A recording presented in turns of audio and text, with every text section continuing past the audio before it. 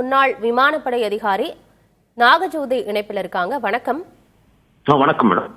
Sir, India பாகிஸ்தானுக்கு இடையே இருக்கக்கூடிய ஆக்சுவலி நல்லுறவு கிடையாது. இப்ப இன்னும் அந்த விஷயங்கள் மோசமாகிட்டே இருக்கக்கூடிய சூழல் தான் இருக்கு.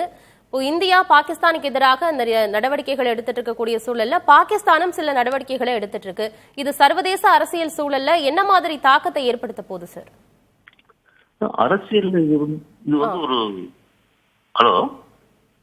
அரசியல் இது வந்து தற்காலிகமான பின்னடைவா இருக்கு. லாங் டைம் அப்படி ரொம்ப நாள் ரெண்டு நாடுமே அந்த மாதிரி செய்ய முடியாது.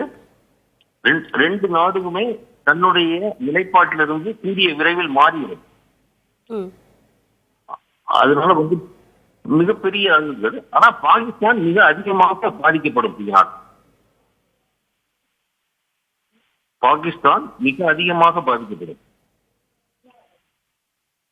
இந்தியா எடுக்கக்கூடிய நடவடிக்கைகளால பாகிஸ்தான் அதிகமாக பாதிக்கப்பட வாய்ப்பு இருக்கு அப்படின்னு சொல்லியிருக்கீங்க. இப்போ இந்தியாவுமே வந்து முப்படைகளும் தயார் நிலையில வைக்கப்பட்டிருக்கு. அதே போல பாகிஸ்தானத்திலயுமே ராணுவத்தினரை தயார் நிலையில வைத்திருக்காங்க. இது இப்படியே தான் போகுமா? இன்னும் ஒரு 2-3 நாட்கள்ல இதனுடைய போக்கு எப்படி சார் இருக்கும்? சீர்படுத்திடுவாங்க.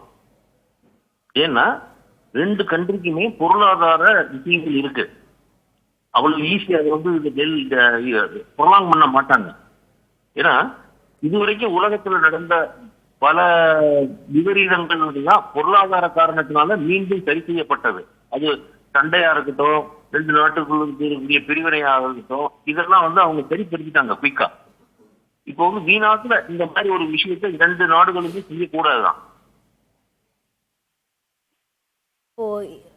இந்தியா பாகிஸ்தான் இரண்டு எல்லைகள்லயுமே ஒரு பதற்றமான சூழல் தான் காணப்படுகிறது.